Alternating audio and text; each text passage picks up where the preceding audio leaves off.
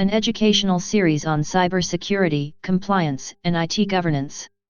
Produced with the support of Freedom Technologies, Phoenix's leading managed service provider. So let's jump right into March. I want to make a little change this month. I want to ask a question because this has been up for debate among several of my peers. And I just want to ask this question, and feel free to throw a comment in the chat or email me, either way. This has been one of those, I think it's more of a religious debate, tastes great, less filling. What's the difference between 2FA and MFA? And as you think about that, have you seen any MFA that's not just really 2FA? Eric, you wanted that in the chat, right? Yep. Okay. I'm curious to what people have found. I'm curious as to, if this will be a good topic for a debate one day about various types of authentication, because I think it's going to break into two different camps. All right, with that, let's just jump right into the attacks and breaches. First one we're going to talk about is Paralegal Pal admits to outing witnesses. Basically, someone who had access to confidential information, what did they do? They were very helpful and obtained that information for someone for about a drug trafficking operation and basically gave it to her. How did they actually do this? They use a cell phone to photograph sensitive documents. We have always said you can't stop screen scrapes. At some point, technology, we can't do anymore, and this is a good example of that.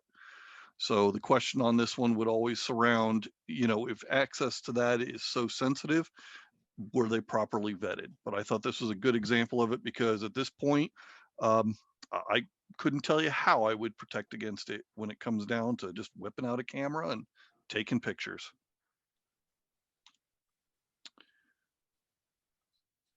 All right, next one, you probably all heard about this one, was a cyber attacker that apparently attempted to poison a Florida city. Now, it was very interesting because what ended up happening is that the attacker apparently was watched. See right here, basically says their mouse suddenly started to move while a remote user tried to ramp up the levels in the water. Well, my first question is what kind of system was, what kind of software was on the system that allowed them to take remote control without any prompting? So I've got a lot of questions about that, whether it was, a product in-house that wasn't properly configured, or was it really a piece of malware? And basically they backed out of it because there was, according to the article, no real risk after the attacker had left. And again, that kind of makes me a little uncomfortable. One would think that you would have immediately disconnected and made the change. So I think there's some interesting conversations that need to happen around this one. So the interesting thing on that is I believe it was a team viewer that was running for remote access, and someone took it over. That's what I had heard as well. Yeah. So, I mean, how simple can you get? Yeah, there's not a whole lot of, can't say much more than that. Microsoft released some interesting information about our good friends SolarWinds compromise, and they said that, a quick, thumbnail look at it, they said over 1,000 hackers worked the attack. So interesting that they gave us a number. So if this is true, obviously it is not something that was, in passing, let's do this. It was well thought out. And again, that makes you wonder more about if they spent this much effort into it, what remains that we haven't noticed yet. Again, this one drives me nuts. Half of apps contain at least one serious exploitable vulnerability. I deal with this on a daily basis, where I deal with products and vendors that, we look at before we deploy, as everyone should be, and we find an issue more often than not. And when we ask them about why they haven't patched this, the standard answer I get, and please anyone else let me know if you get this answer, well, that's not exploitable, so we haven't patched it. And I always like to ask them, how do you know it's not exploitable? Are you willing to bet the farm on that? And you find a lot of technical people that, oh yeah, I couldn't figure out a way of exploiting that, therefore it's not exploitable. Or no, you'd have to use logic that doesn't exist. I think we've heard this before, and all of a sudden later what we find out is that somebody found a way. What did they say in Jurassic Park? Life finds a way. Somebody will find a way to exploit it, which is why I'm very concerned about some of this, because if you look at some of the timelines here, one of the timelines they called out was 189 days across all industries to fix critical vulnerabilities within their software. And I just think that that's entirely too much. And part of the reason that we have vulnerabilities is because people aren't taking the vulnerabilities of their code when they do code reviews seriously. And that's my 2 cents on it. Is it just me, or does that sound to others like that smacks of hurry up and make the buck and we'll fix any problems later? Yep. I think that's exactly it. And it scares me. And I hope there's more than just me that loses sleep at night over things like this, just because I don't want to be alone. And again, another note on SolarWinds, breached over 100 firms. I think we talked about this last time. I think we did cover basically everything that's repeated here again. Source code related to at least 3 different products from Microsoft were downloaded, but Microsoft emphasized that it was only a few files within those repositories. So interesting to note. You going to cover the intern getting thrown under the bus? I don't know if I actually have that in here or not. These are hopefully these are in order by date. So I don't know if I have that in here. If not, we'll talk about it afterwards. Interesting thing here, DDoS attacks, which we happen to see often, very big decline in them. And they say part of it is related to cryptocurrency value. That now that cryptocurrency is running so high, people have said, you know what, I'm going to take my compute cycles and I'm going to take them back to this because I can make a lot more money this way. I thought that was just an interesting correlation.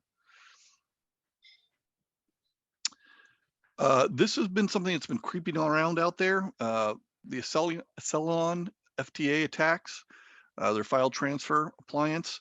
Again, FireEye noted who it could be, the Fin11 group. And you'll see in here under the breaches that there's been more than one group. So if you are running this product, you should take careful note and make sure you are patched current.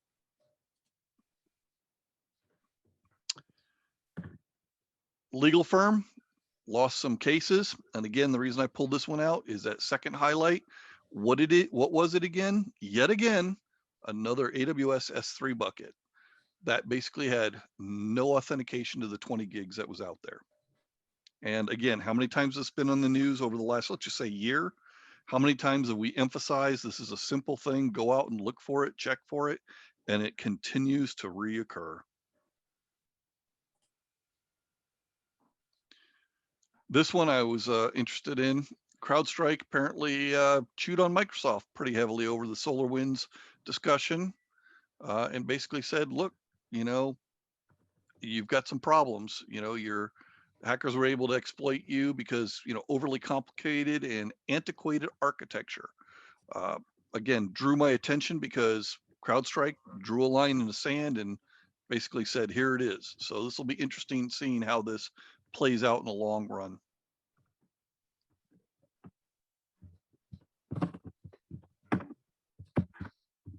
Again, another Cellion attack victim.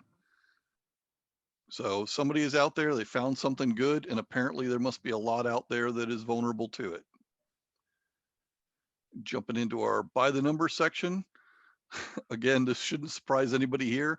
China steals 80% of the data for US adults. And they're continuing to work on gathering Americans' DNA and other health information. Best way to describe it is it's like a giant Hoover vacuum.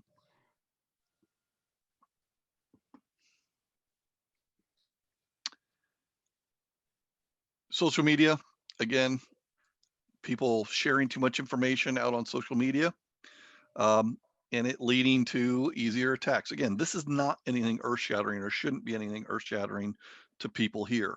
What was interesting was the last highlighted area where it flat out talks about why it's not harmless. You know, a single post, a single piece of data isn't necessarily a huge problem in itself, but as it says, the hackers stitch that information together, and it shouldn't say hackers, we should actually use the word attackers. And they stitch that information, a piece here, a piece there, and they build the biggest picture they need to actually launch the attack and be successful with it. So again, this is an excellent example about why we tell people, watch what you post on social media, watch who can see it, watch who has access to it, and on and on and on. This one, this article was pretty made me feel really bad. We do so much to protect our environments, and when someone leaves that environment for whatever reason, you know, we work to make sure they're cut off quickly. And what this says is, it doesn't happen quickly. In one case, they said 72% says it takes 1 week or longer to, excuse me, takes 1 week or longer to obtain the access, and then it takes almost 38% said they would not immediate block access. I believe that's what I put on this. I'm looking at my notes, you'll have to excuse me. Oh, I'm sorry. This one was 3 days or longer to revoke former employees' access. And think about that for a minute. You've got a disgruntled employee, they leave 3 days later is when they finally lose access to the environment. That to me is an incredibly high risk.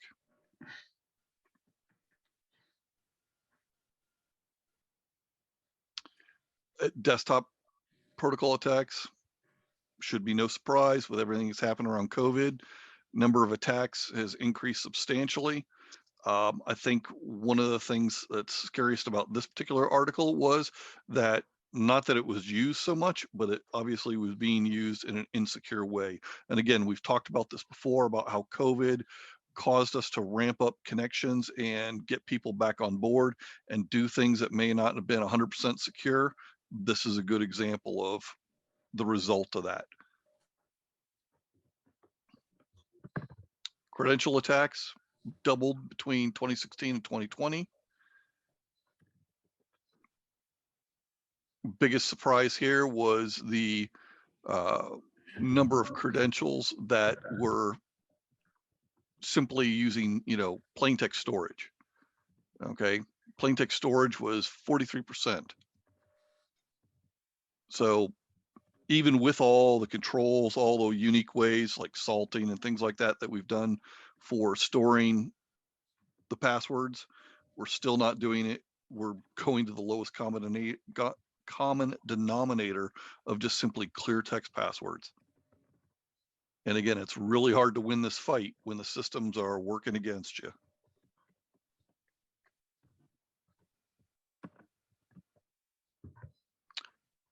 This one article highlights that, you know, the number of real vulnerabilities out there exceeds what we see in CVEs, which is something I think a lot of us knew. But I think a lot of management doesn't understand. They see the number of CVEs attack and say, wow, that's really bad. And the true answer is it's worse than that. In this particular one, they talk about how, you know, if you're reserving it, there's a problem. It just may not be get flushed out. So you end up having a lot more attacks that are potentially out there that are potentially being used, but not having anything done about it or people knowing about them. Now, it would be interesting to continue further on digging into this as to what the reason is. Why are they not completing that whole CVE cycle? But that was not covered in this particular article. This one I had to laugh at. Security pros pursue hobbies at work.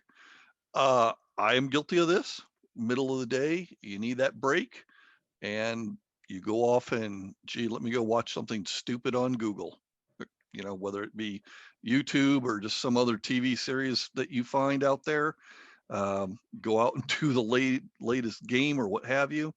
It's a break, it's a getaway. Now, what's interesting is they found most people are doing this as not only a break, a mental break, but it gives them a chance to process the information of what they've been working on. So I think a lot of us, especially in some of the risk areas where you have to stop and analyze a lot of data that you've been absorbing, this gives your mind a chance to do that.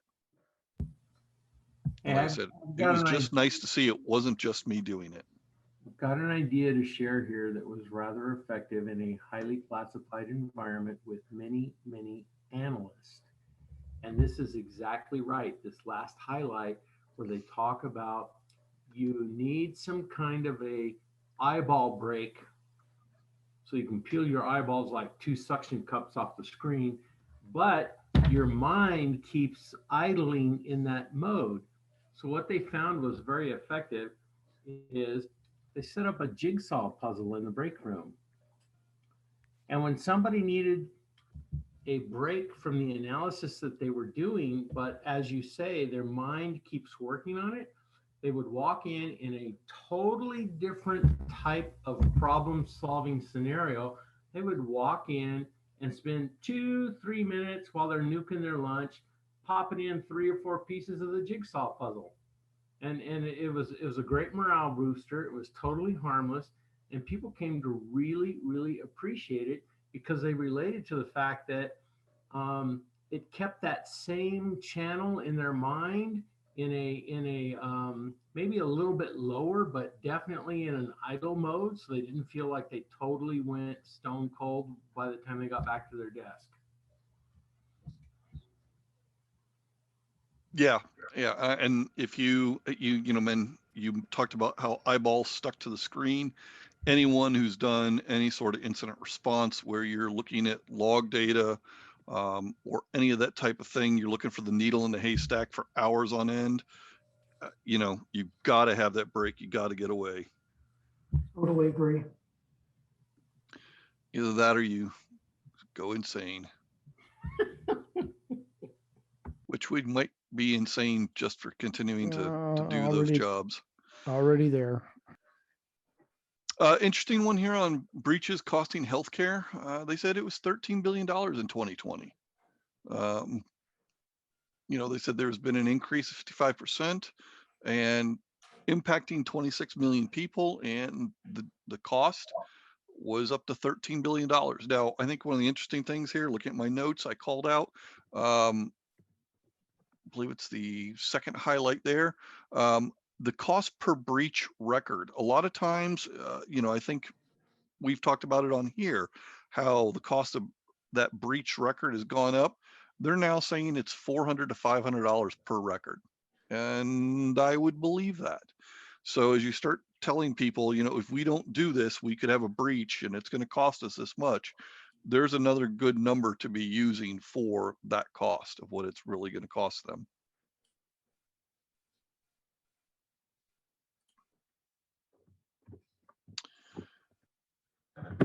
Another thing about attacker breakout times, they've dropped. The attackers are getting faster. So this is a problem. Unless you're prepared, unless you've got good systems, a lot of automation, you're not going to beat the bad guys. They're going to get in, and now you play the game of how much will they get before I can flush them out. So again, average breakout time dropped to 9 hours in 2019. I think that says 9 hours in 2019 to just 4 hours. Oh, I'm sorry. In 28 minutes. It's been halved. Yeah, it's been halved. Sorry. Looking at my notes improperly. Again, talking about critical infrastructure, it should be no surprise, 86% had, and this is in the UK, by the way, over the last year, experienced attacks. Not good. Shouldn't come as a surprise to anybody. What really does come as a surprise, I believe it's the third bullet point. They talk about how they've actually reduced security budgets, 32% reduced budgets, and up to 85% of IT and security teams feeling, again, pressure to improve cybersecurity controls. But again, how do you do that when the budget is going away?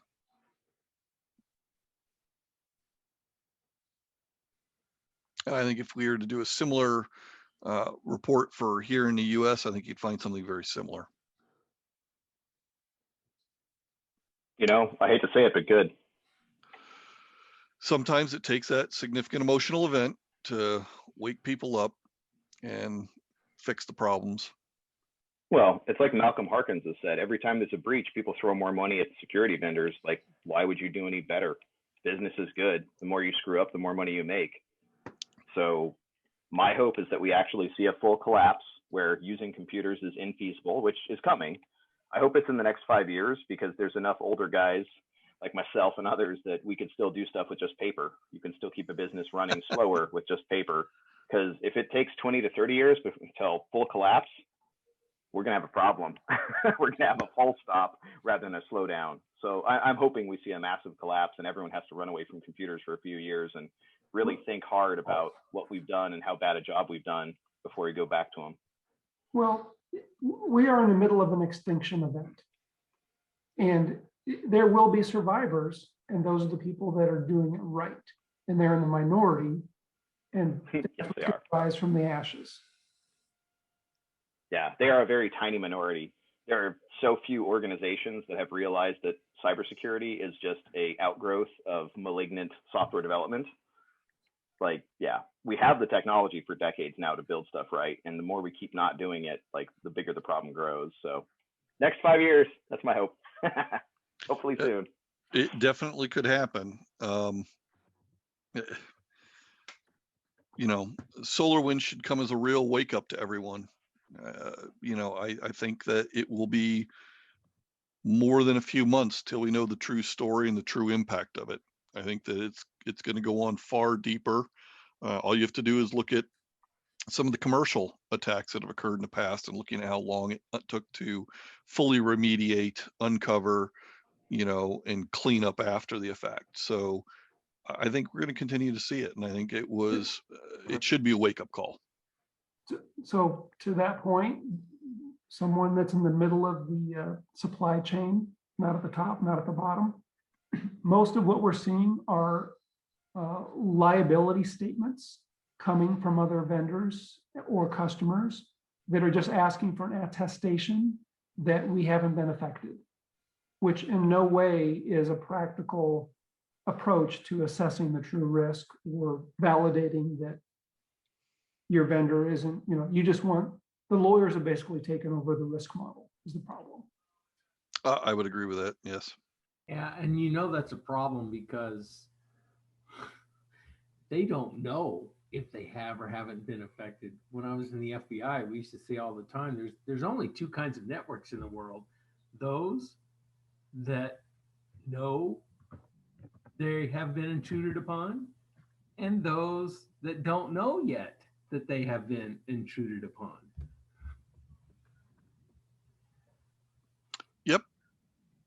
Yep. And part of the problem here is that, again, if they come in with valid credentials, you know, you may never know. Yeah.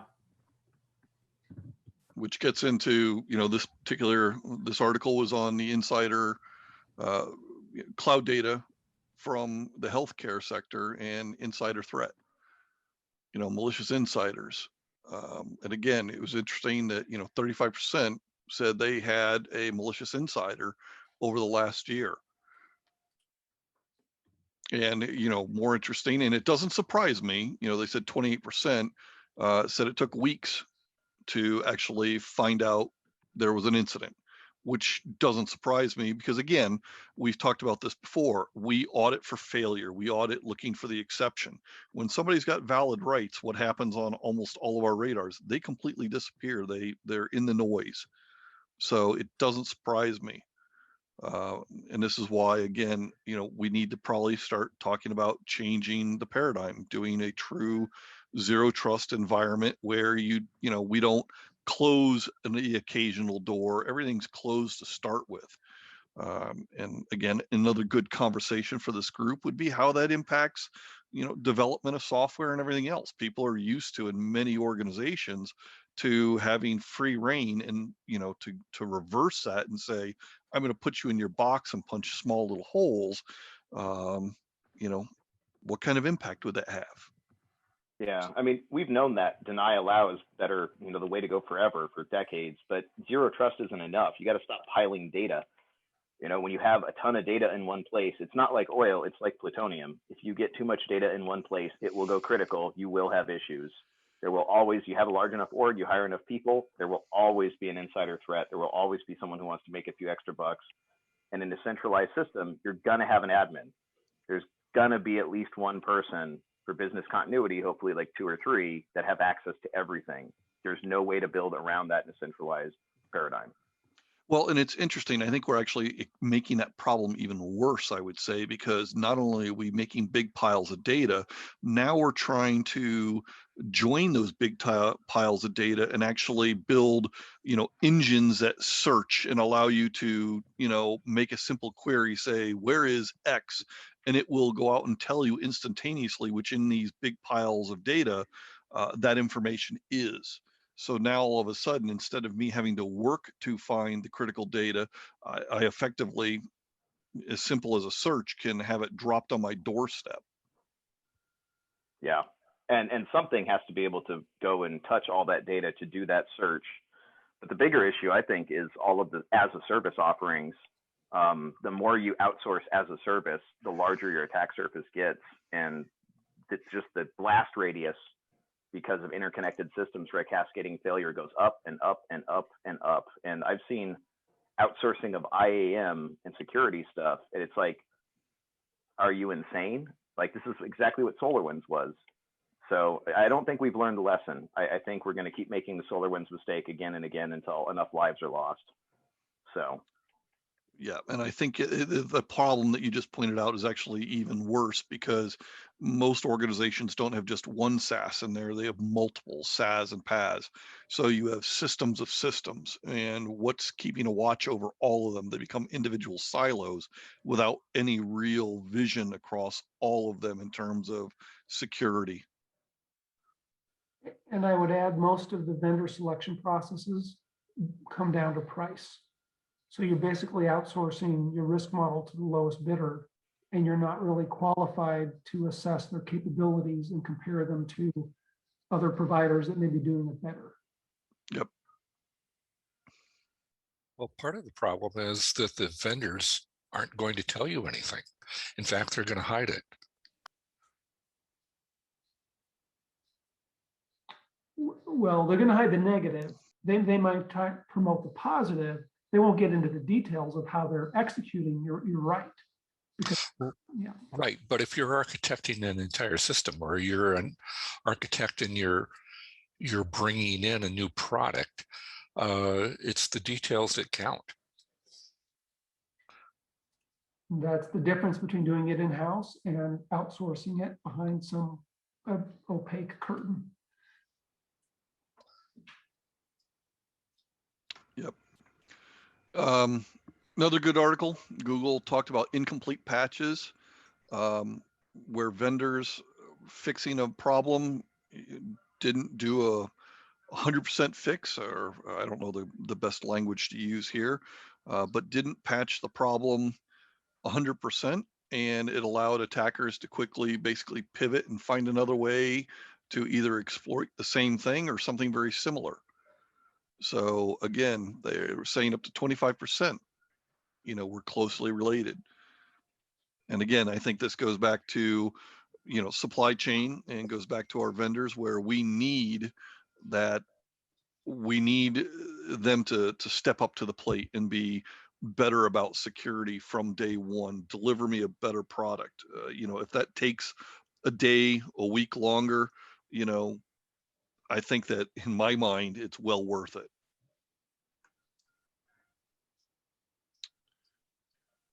Awesome. Again, a couple of last ones. I think these have been seen, since it's from February 4th, we might have even touched upon them. You know, a couple of other vulnerabilities in SolarWinds products. Again, I would hope that because it was from the beginning of February, everyone's well aware of these. So, And that is it. Did anybody else have any good topics that have popped out this month? Sure, I came across one reading a couple weeks ago. Basically, concerns Vault 7 in China. They've been making extraordinarily good improvements, polishing the basics and then tying it into their own toolbox, which just amps up the overall capability, and then deploying them. So Vault 7 is going to be around. The vulnerabilities and capabilities are going to be around. They're just coming back on steroids.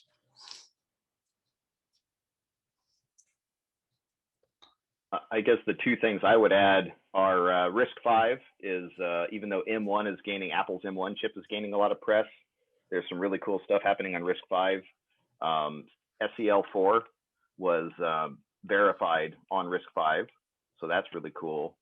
And then in the formal methods and formal proofs department, there's some interesting research on local reproving. So if you have something in like Ada Spark where you have software that's formally verified, as you modify the software, they're finding some interesting optimizations where instead of running the entire proof of the entire system, which is rather time consuming and compute intensive, it can actually see the changes you've made and update the proof rapidly. So you can almost have like VS Codium or VS Code for everyone using the Microsoft spyware version. Kind of heck, it has a language server that's constantly telling you, you know, what's wrong and giving you suggestions. Like that level of ergonomics may actually be coming to formal methods and software proofs in the near future.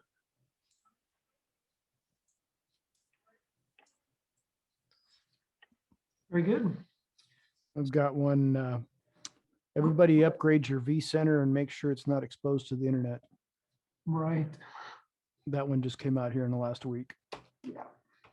But how would anybody have their vCenter open to the internet? I don't know. But That was going to be my question back. it's, you know, it's out there.